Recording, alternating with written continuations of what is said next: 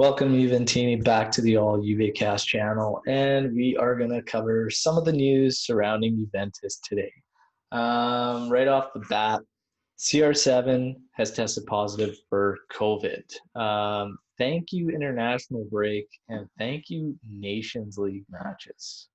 Of all the goddamn games, like seriously, pretty shocking that the international play and they're going to risk this during a global pandemic. But here we are. Uh, Luckily for Juventini, Juventus is facing a travel ban now, just like Napoli did. Yeah, we can't even travel to Allianz Stadium in Turin. So yeah, news will be breaking out on that. Sure. Um, the tough thing with the CR7 COVID is obviously he's going to miss the weekend's match against Crotone. He's going to miss the match against Kiev, probably Verona. The big question mark is, can he get back in time for the match against Barcelona in the Champions League? He needs to test negative and be COVID negative for 7 days prior to that match. So the countdown is on, and everyone will be following this one closely. Next, news breaking out on Emerson Palmieri potentially being a January move for Juve, and apparently he was one of the targets this past Mercado that Juve was going after. It didn't pan out. He is not happy. He's spoken about that recently on this international break, that he's not terribly happy at Chelsea. He's just not getting minutes. Them bringing in Chilwell as well didn't help anything. But Emerson Palmieri, I've liked him as a player for a while. I think he'd be great. He brings traits we need. This also brings me to another point about Sandro and moving him. But the reason I pick Sandro is also because of the talk going on about Dybala. We know Dybala, and I mean, how long have we been waiting for this contract extension to happen? I think Dybala will be out after this season. It hurts. I don't think it should happen. But yeah, this is a tough one. I don't see them looking at sticking him around where we are in terms of the finances and having to get a big positive on the books. Him coming in, being able to draw a good chunk of money. I would personally look at moving Sandro. You could bring in people for that position at a decent price, write the books, all that, and not have to sacrifice someone who's as crucial as Paulo Dybala is. But have a lot of Juventini that are saying meh to this thing, losing Dybala. And just saying that, yeah, it is what it is. You can go. Dybala, this is just, it's crazy to me that we would be looking at that just for the finance and be able to bring in two good players. Here's some of the reasons why. Number one, okay, you're going to bring in two good players. What if one bombs? What if both bomb? What if they suck? What if they come, it just doesn't work? It doesn't fit.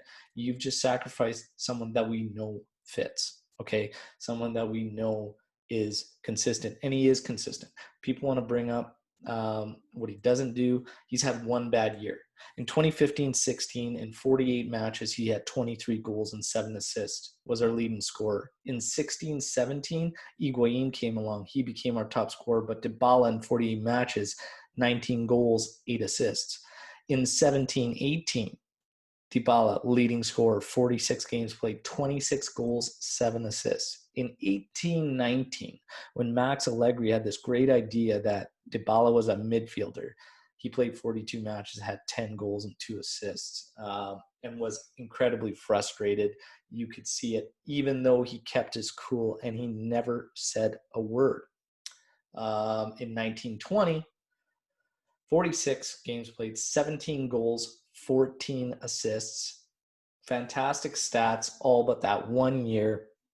Winning MVP of Serie A, while a lot of us still were calling for him to start matches, and he didn't start many matches, and he was still putting some wicked numbers up. Look, this guy delivers. He's good. We're going to risk getting rid of him to bring in guys that may not work. Nothing's a guarantee. This guy's class. We need to build around him. Those years where he lit it up for us, he was really fantastic. He was part of the top two. Okay. We've since moved from that, and he was still putting up good numbers. Okay. Yeah.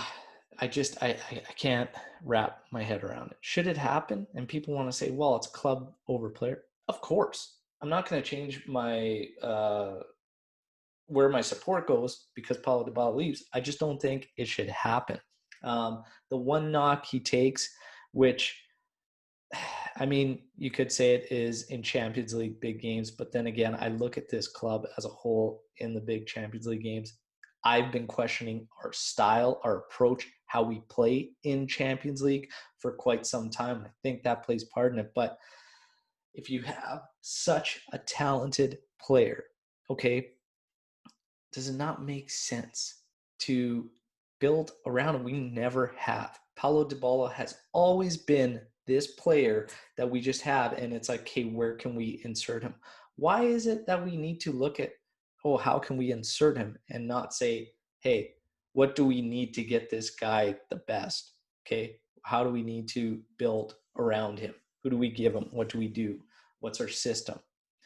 It's always been like that. The interesting thing with Pirlo is Pirlo looks like he's going to be going with this 3-5-2, 3-4-3, and who knows what Dybala could bring in this. So I'm looking forward to it. We will see. The one thing with Dybala, okay, that is always just kind of fly down the radar is still the weight of his goals, okay? How crucial a lot of them are. And the fact that he just, the way he's handled it, and everyone questions his leadership, okay? But look at the way he handled that situation with Allegri. You could tell there was tension in that relationship during that 18-19 season, but he never spoke poorly of the club, of Allegri, anything. He continued to try to find his role, and there just wasn't working. And when he was asked to do it, he went out there and did it. That's part of being a leader and being a vital part of the club. He's still, again, the weight of the goals. Not only that, but the overall team play. How this team plays with Paulo Dybala in the lineup versus him out is night and day. So, yeah, for me, it's just, I think there's other ways that we could make the additions we need to make rather than sacrificing Paulo Dybala. But again, this is a highly, highly debated topic, and I'd love to hear what you all think, so drop your comments on the videos. The one thing that will always baffle me about Paulo Dybala, I will say this. How does he always manage to get the shits on international duty? But hope you enjoyed this video. Drop your comments. I want to hear what all of you think because I love hearing all your opinions and love debating it. But yeah, be back with some more news tomorrow. Check it out. Please subscribe. And if you want to take part in more discussions, follow me on Twitter @AllJuveCast. As always, Forza Juve, fino alla fine.